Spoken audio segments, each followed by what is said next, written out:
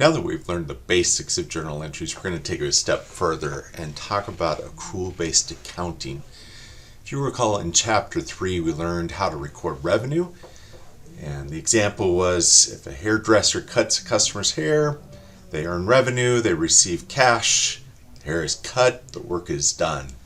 But let's say that a passenger boards a Carnival Corporation cruise ship, but they bought it 6 months ago, and usually you would purchase this in advance. What does the cruise line do when they receive the money but haven't yet earned it? And so the question is, when do they earn it? And that is a basis of accrual accounting.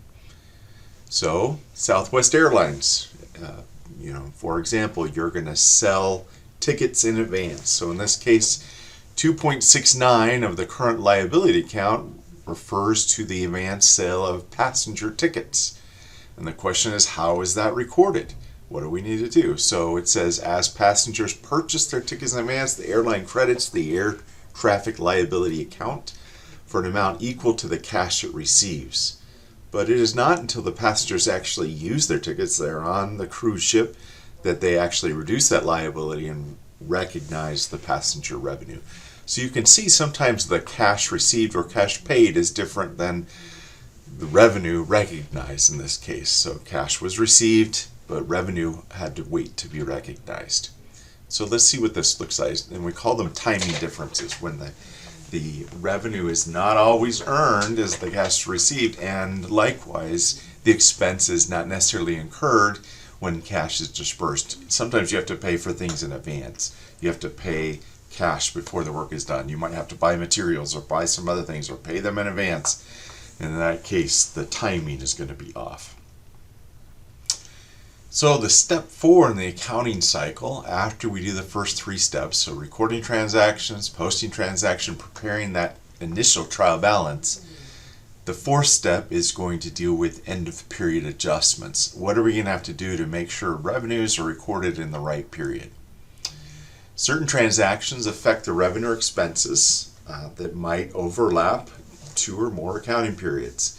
And these are called adjusting journal entries. And these are needed at the end of each accounting period to make sure that the revenue and expense actually record what was earned or what was expenses incurred or revenues earned.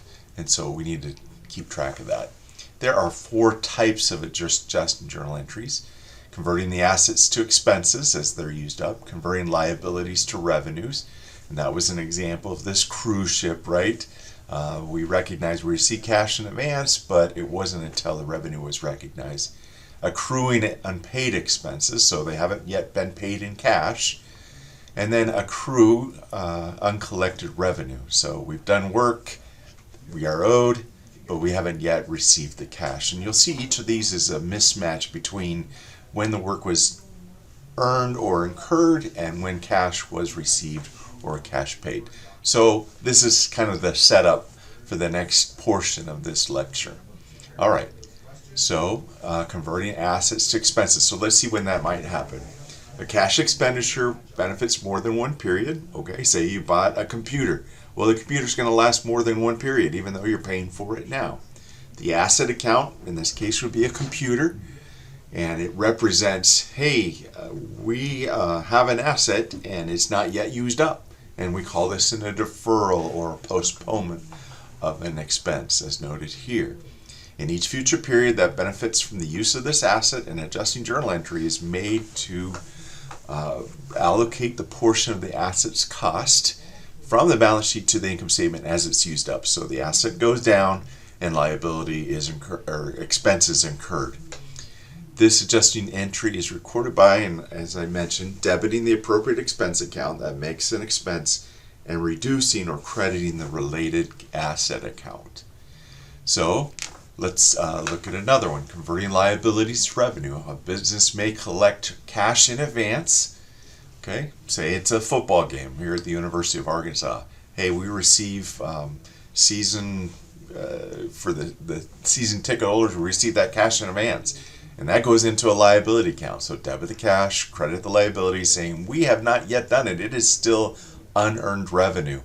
Okay, and so we're going to recognize that. But in the period when the services are actually rendered, So when the games actually happen, then we're going to make an adjusting journal entry. And that adjusting journal entry looks like debiting or reducing liability and crediting the revenue to say it has now been earned.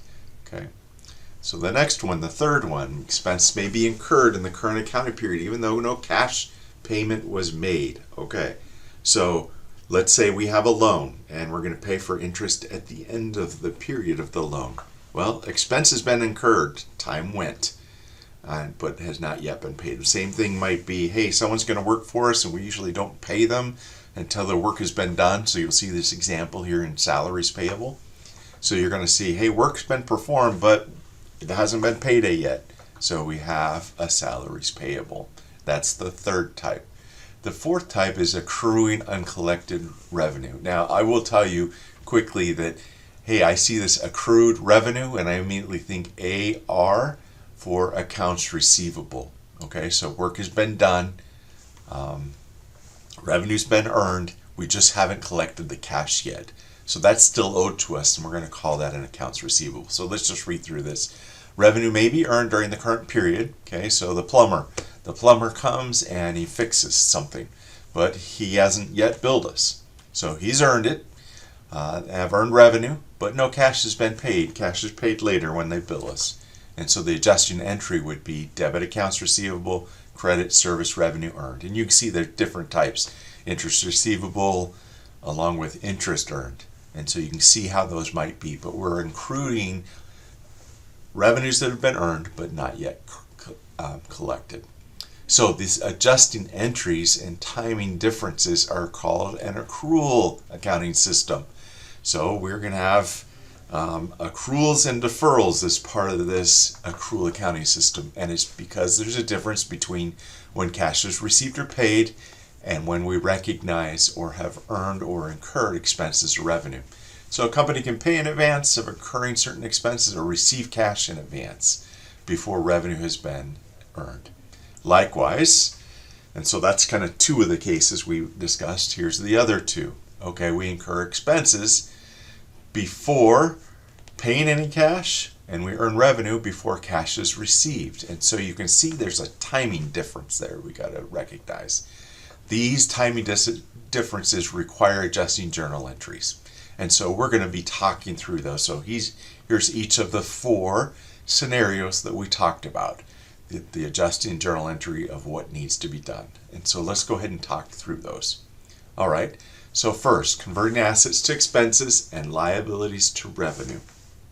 So when I think of this one, I like to think of cash first. So you notice in the first one, cash in advance, collect cash in advance. And so you'll see, hey, we paid for something in advance. We bought a computer and we paid for it, but we haven't used it yet. And so as we use it, as we incur that expenses, we're going to recognize it over time. So that's what this says, prior periods. So maybe today and then in the future, current and future period, we're going to use it up.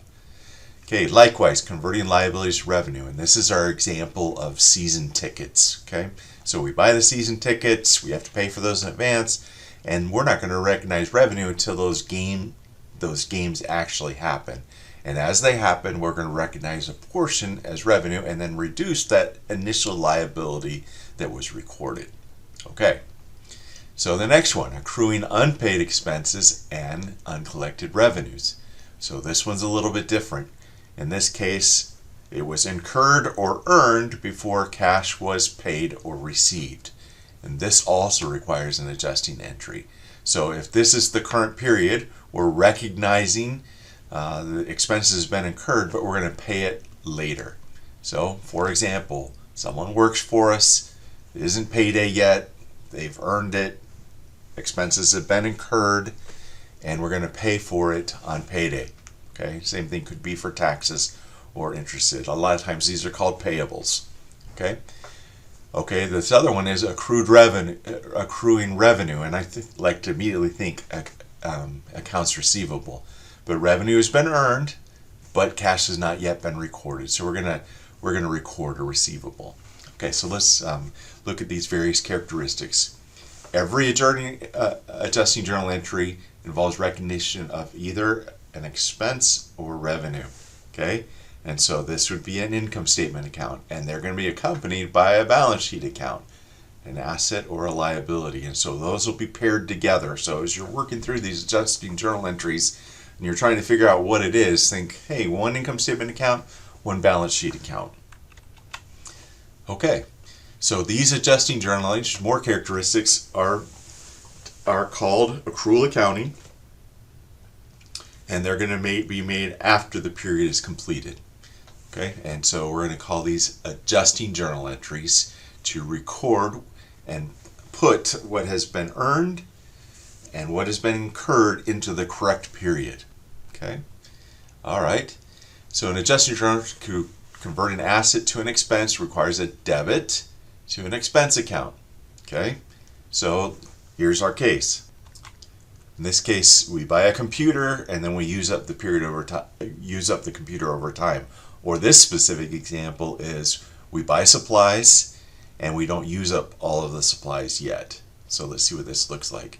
The costs are expensed as they are used. Okay, so as they are used, slowly, the adjusting entry requires converting the cost of the supplies that was originally an asset, and we're going to turn it and convert it into an expense. Okay. All right, let's see if we can do another one. An insurance policy. Insurance policy says we're going to pay for this insurance in advance. I don't know what your insurance looks like, but I have to pay for the insurance typically 6 months or 12 months in advance. I often like to do it that way because it's a little bit cheaper. So I'm going to prepay that insurance and I'm going to have an asset account.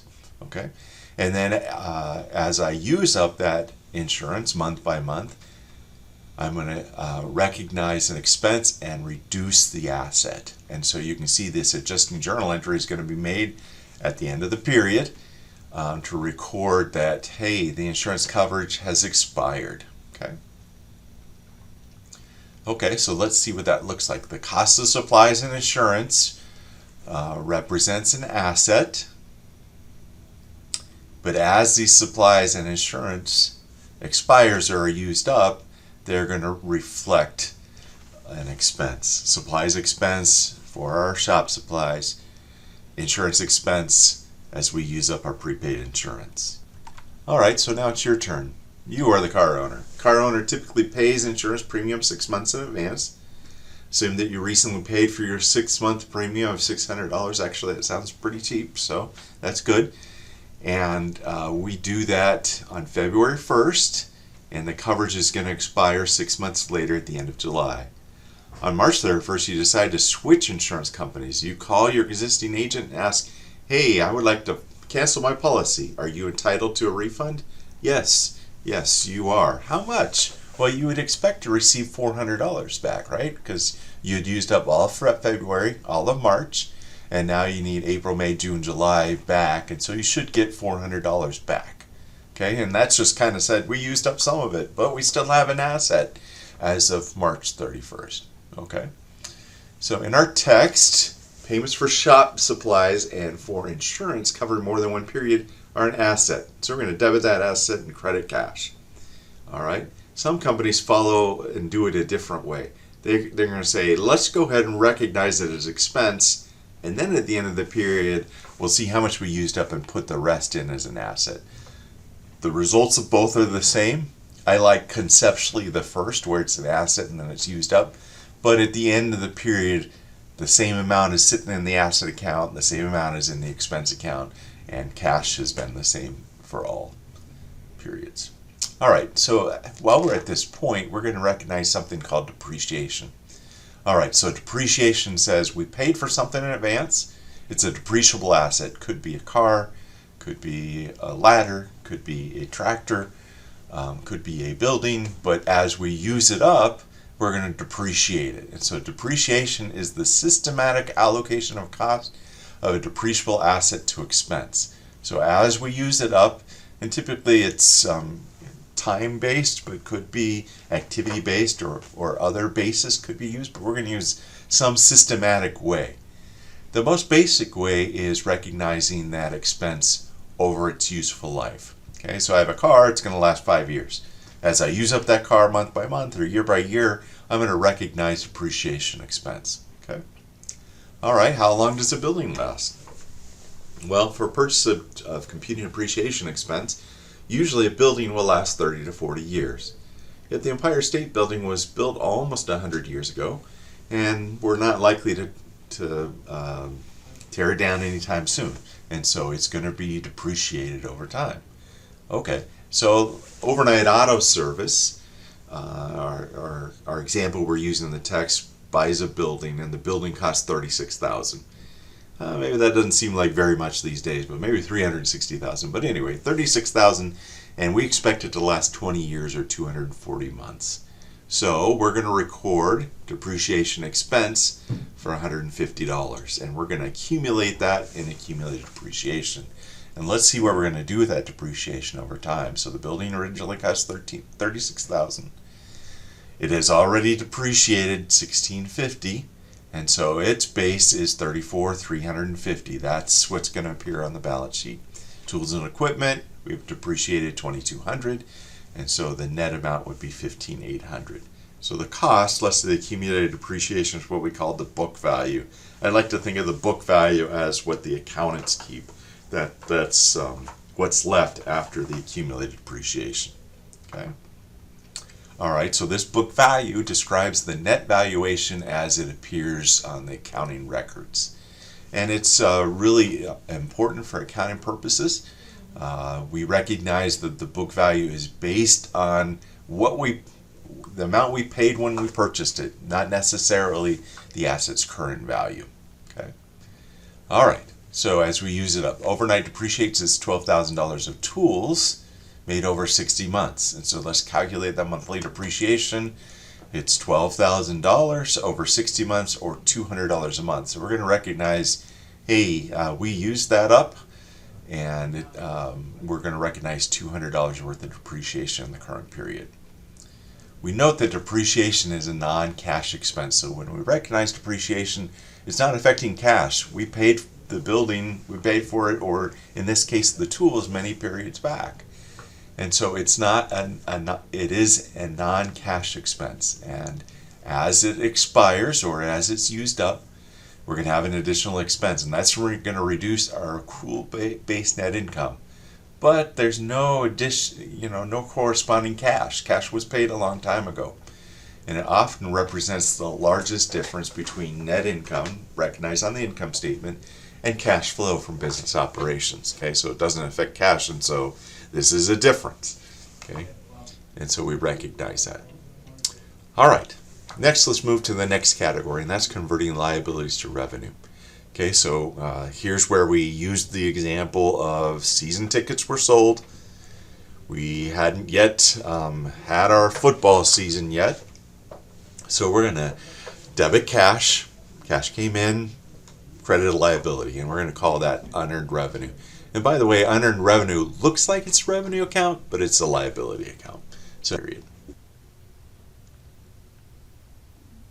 So in this case, Harbor Cab receives $9,000 in advance for a 3-month rental contract. So they're renting storage space. Looks like 3 months worth $3,000 a month. So they're going to debit cash and credit unearned rent revenue. Now, just to be a little careful here, revenue, even though it says revenue, the unearned revenue makes it a liability. Okay, so as time passes, they're going to recognize that rent revenue that they've earned. So now it's the end of the month. Started December 1st, now the month is expired. They've earned 1 month worth of revenue. So you're able to see that and see what that looks like. So this is likely to happen end of January, end of February as this is used up. And used up meaning as it is earned. So in our text, advance payments are credited to an unearned revenue account. That's the liability. Some companies, however, follow an accounting policy of going ahead and booking the revenue and then adjusting it at the end. And that's a method that works. You want to go one way, recognize liability first, or recognize revenue first, but at the end you true it up. And the result is the same for both methods. One type of adjusting entry, and so this will be the third type, will be to accrue unpaid expenses.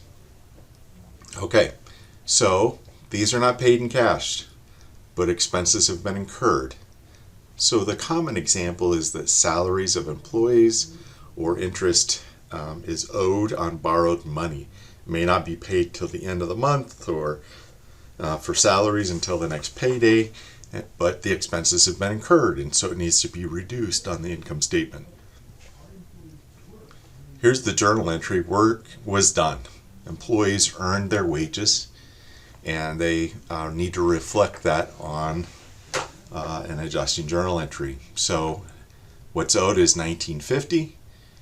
We debit the expense, credit the payable for $19.50, and recognize that expense has been incurred. Now it comes later. So this is January 3rd. Remember, this was December 31st, so a few days later, and guess what? It's payday.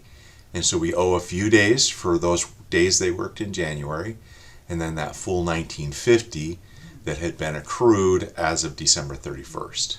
So you can see what that looks like there. Okay, so accrual of interest expense. Okay, in this case, we borrowed money, and we borrowed as of November 30th. And when we did so, we debited cash, and we said, hey, we owe you, bank. Let's recognize that liability that we owe. Okay, but we're interested now in the interest expense. We owe that money, $4,000, 9% interest for 1 month, 1/12. And so we owe $30. So we have incurred interest expense, but we haven't yet paid it. So we note we have a payable. Now, if you look at this, remember we said one income statement account, one balance sheet account for every accrual entry, right? And so that meets that definition there.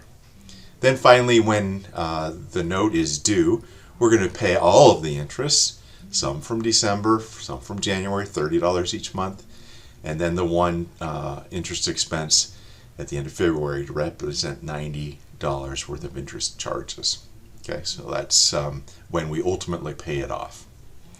All right, the fourth category, accruing uncollected revenue, and this is where I think of AR and I think of accounts receivable. So a business may earn revenue during the current period but not bill a customer until later, or at least not receive cash, right? Any revenue that has been earned but not recorded during the current accounting period should be recorded at the end of the period. And so we need to make an adjusting journal entry. And the adjusting journal entry is going to be a debit to accounts receivable saying they owe us, and a credit to the revenue account because it has been earned. All right, and so we recognize this journal entry, debit accounts receivable, credit service revenue. Notice one balance sheet account, one income statement account, and you can see what that looks like there. All right, so that would be that adjusting journal entry. Now, when they finally pay us at the end, then we'll reflect that. So we finally receive cash, so the receivable goes away, they don't owe us, and then the amount for January is paid as well. And so you can see what that looks like there. So how about income tax expense? We recognize income tax as we go, but we may not pay it until the next month. And so if we've earned taxable income, we incur tax expense. If we incur tax expense, that's going to be an accrued expense. So that would be an example of that. Okay, so let's just see this as an example. Corporate income tax rates vary around the world. Okay, 7.5% in Uzbekistan, but 55% in your United Arab Emirates. Across the world, it's 23.64. The average rate in the U.S. is 27%, and you can see what the different rates are across countries, and so it requires some accounting to keep track of the appropriate amount. All right, so we'll notice that the adjusting journal entry supports the matching principle. Matching principle says, hey, when we have used up assets to create revenues, we need to match the expenses with the revenues. Okay, so depreciation plan asset says, hey, let's get that expense in the right period when we used up the plan assets. Measuring the cost of supplies used. Well, we use those supplies to create the revenues, so we need to reflect that. Amortizing the cost of unexpired insurance policies. So as the insurance is used up, we need to recognize that, and we're going to do that using adjusting journal entries. So Costs are matched with revenues in one of two ways. Direct association of costs with specific revenue transactions. And so we need to recognize this as we go. For example, if a salesperson makes a sale, we need to make sure the commissions associated with that sale, that revenue, is reflected. And so we need to make sure that happens. The other is a systematic allocation. And the best example of this was depreciation, right? We have a method of consistently allocating the cost of a building or equipment. And we'll talk more about depreciation later, but we're going to systematically allocate those costs over the useful life. The next concept we're going to talk about briefly is materiality, and that's how important. Now, there's going to be some items that are so small, like, hey, we used up a pencil. Well, a pencil is maybe worth 20 cents or something, and that might and probably will not influence the decision of users of the financial statements. So we want to make sure that all material items are properly reported. It may just not make sense. You're going to pay an accountant, multiple dollars to account for a 20-cent pencil. That doesn't make sense. And so we want to make sure it's material. If it's material, it is reflected. Immaterial items, that pencil, are of little to no consequence. And so we just try to handle that in an easy way where we're reflecting the expense, but it may not be exact. Next one is materiality and adjusting entries. So what we're going to say here is that every possible usage of assets or reflecting expenses and cash or revenues and cash received, it may not make sense. Okay, so we want to do it in a way that makes sense and reflects the material items, but if it's not material, we may choose to not prepare that adjusting journal entry.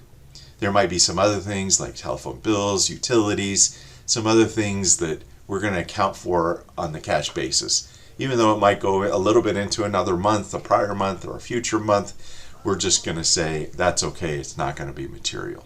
And so we want these adjusting entries to reflect just the amounts that are material and not the immaterial items. And so we're going to have to use some judgment.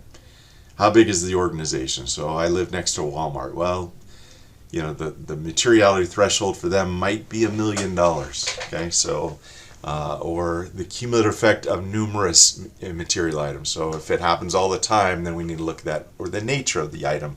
If it's fraud, or if it's an error or something, that probably needs to be fixed immediately. And the dollar amount just might be, hey, it's a pencil, not a big deal. Let's figure out a convenient and easy way to reflect that. And so let's take this into Overnight Auto. And Overnight Auto essentially says, found out that Betty, one of the best mechanics, has taken home some small items, such as a screwdriver and a couple cans of oil. When you talk to Betty, she suggests that these items are immaterial to Overnight Auto because they are not recorded in the inventory and they are expensed.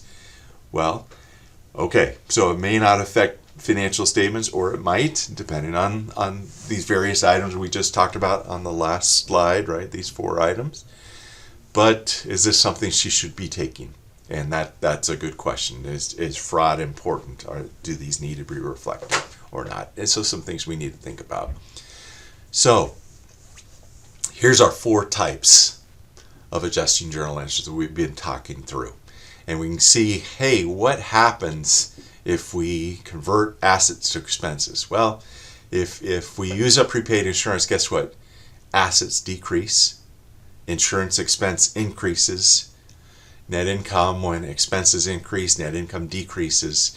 And if net income decreases, then we have less retained earnings. And you can kind of see this type by type and see one by one. And I'd encourage you to go through one by one and make sure it makes sense to you. And you look at both the initial entry and the adjusting journal entry to say, hey, does it have an income statement effect? Does it affect revenues? Does it affect expenses? But you're also going to note, hey, at least one of these items, revenues or expenses, and at least one of these items, assets or liabilities, are going to be affected in each case. Because that's our adjusting journal entry, is pairing those two together. And so after these adjustments, so we're going to make these adjustments as we go through, and we're going to see an adjusted trial balance. And the adjusted trial balance is going to reflect those adjusting journal entries. Okay. So, as we reflect these items, we need to make sure we're reflecting this correctly. We want to make sure that material items have been included, that they are not fraudulent, and make sure that we record an asset as an asset and an expense as an expense. There are some cases, Enron, WorldCom, Waste Management, that happened many years ago, but they reflected billions and billions dollars of overstatement of earnings because they were not accounted for in an ethical manner. And so we want to make sure that happens. Here's an example of Waste Management. There's some details included there that you might want to consider.